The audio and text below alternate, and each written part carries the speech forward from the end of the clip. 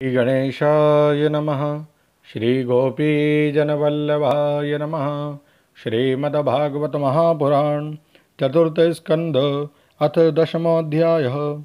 उत्तम का मारा जाना, ध्रुव का यक्षों के साथ युद्ध। श्री मैत्रेय जी कहते हैं, विदुर जी, ध्रुव ने प्रजापति शिशुमार की पुत्री भ्रमी के साथ विवाह किया। उससे उनके कल्प और वत्सर नाम के 2 पुत्र हुए। महाबली ध्रुव की दूसरी स्त्री वायुपुत्री ईला थी। इससे उनके उत्कल नाम के एक पुत्र और एक कन्या रत्न का जन्म हुआ। उत्तम का अभी विवाह नहीं हुआ था कि एक दिन शिकार खेलते समय उसे हिमालय पर्वत पर एक बलवान यक्ष ने मार डाला। उसके साथ उसकी माता भी परलोक सिधार गई। ध्रुव ने जब भाई के मारे जाने का समाचार सुना तो वे क्रोध, शोक और उद्वेग से भरकर एक विजयप्रद रथ पर सवार हो यक्षों के देश में जा पहुँचे। उन्होंने उत्तर दिशा में जाकर हिमालय की घाटी में यक्षों से भरी हुई अलकापुरी देखी। उसमें अनेकों भूत, प्रेत, पिशाच आदि रुद्रानुचर रहते थे। विदुर जी, वहाँ पहुँचकर महाभाऊ ध्रुव ने अपना शंख बजाया तथा संपूर्ण आकाश और दिशाओं को गूंजा दिया। उस शंख ध्वनि से यक्ष पत्नियां बहुत ही डर गईं। उनकी आंखें भय से कातर हो उठी।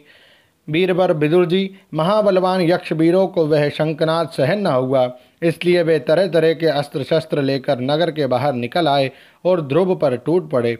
महारथी ध्रुव प्रचंड धनुर्धर थे। उन्होंने एक ही साथ उनमें से प्रत्येक को 3-3 बाण मारे। उन सभी ने जब अपने अपने मस्तकों में 3-3 बाण लगे देखे, तब उन्हें यह विश्वास हो गया कि हमारी हार अवश्य होगी। वे ध्रुव जी के इस अद्भुत पराक्रम की प्रशंसा करने लगे। फिर जैसे सर्प किसी के पैरों का आघात नहीं सहते, उसी प्रकार ध्रुव के इस पराक्रम को न सहकर उन्होंने भी उनके बाणों के जवाब में एक ही साथ उनसे दूने 6-6 बाण छोड़े।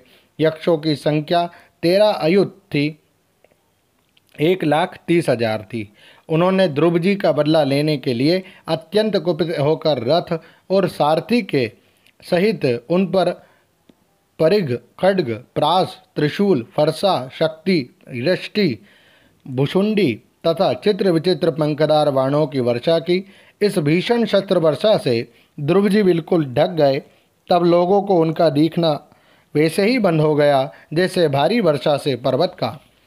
उस समय जो सिद्धगण आकाश में स्थित होकर ये दृश्य देख रहे थे, वे सब हाय हाय करके कहने लगे, आज यक्ष सेना रूप समुद्र में डूबकर यह मानव सूर्य अस्त हो गया।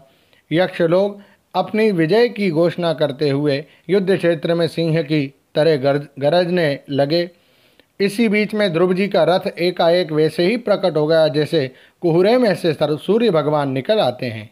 ध्रुव जी ने अपने दिव्य धनुष की टंकार करके शत्रुओं को दिल दहला दिए और फिर प्रचंड बाणों की वर्षा करके उनके अस्त्र शस्त्रों को इस प्रकार छिन्न भिन्न कर दिया जैसे आंधी बादलों को तितर बितर कर देती है।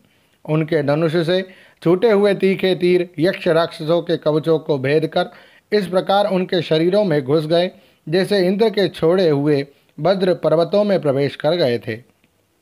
विदुर जी, महाराज ध्रुव के बाणों से कटे हुए यक्षों के सुंदर कुंडल मंडित मस्तकों से सुनहरी ताल वृक्ष के समान जांघों से वलय विभूषित, बाहुओं से हार, भुजबंद, मुकुट और बहुमूल्य पगड़ियों से पटी हुई वह वीरों के मन को लुभाने वाली समर भूमि बड़ी शोभा पा रही थी। जो यक्ष किसी प्रकार जीवित बचे, वे क्षत्रिय प्रवर ध्रुव जी के बाणों से प्रायः अंग अंग छिन्न भिन्न हो जाने के कारण युद्ध क्रीड़ा में सिंह से परास्त हुए गजराज के समान मैदान छोड़कर भाग गए। नरश्रेष्ठ ध्रुव जी ने देखा कि उस विस्तृत रणभूमि में अब एक भी शत्रु अस्त्र शस्त्र लिए उनके सामने नहीं है, तो उनकी इच्छा अलकापुरी देखने की हुई, किंतु वे पुरी के भीतर नहीं गए। यह मायावी क्या करना चाहते हैं, इस बात का मनुष्य को पता नहीं लग सकता। सारथी से इस प्रकार कहकर वे उस विचित्र रथ में बैठे रहे तथा शत्रु के नवीन आक्रमण की आशंका से सावधान हो गए। इतने में ही उन्हें समुद्र की गर्जना के समान आंधी का भीषण शब्द सुनाई दिया तथा दिशाओं में उठती हुई धूल भी दिखाई दी। एक क्षण में ही सारा आकाश मेघमाला से घिर गया।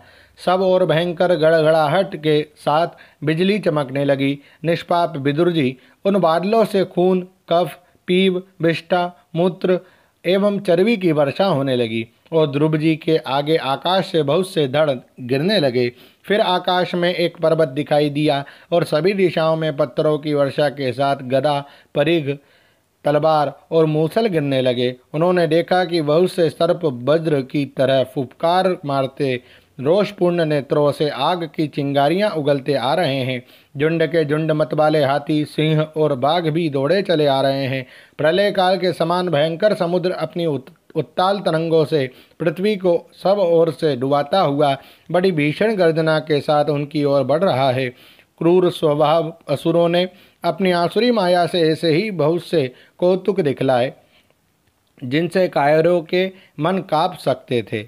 ध्रुव जी पर असुरों ने अपनी दुस्तर माया फैलाई है, ये सुनकर वहाँ कुछ मुनियों ने आकर उनके लिए मंगल कामना की। मुनियों ने कहा, उत्तान पाद नंदन ध्रुव, शरणागत भय भंजन श्रांग पाणी भगवान नारायण तुम्हारे शत्रुओं का संहार करे।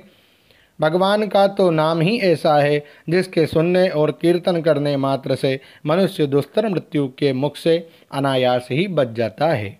ओम नमो भगवते वासुदेवाय। श्रीमद्भागवते महापुराणे पारमहंस्यां संहितायां चतुर्थस्कन्धे दशमोऽध्यायः। श्रीराधाकृष्णार्पणमस्तु। हरे नमः, हरे नमः, हरे नमः। जय श्री कृष्ण।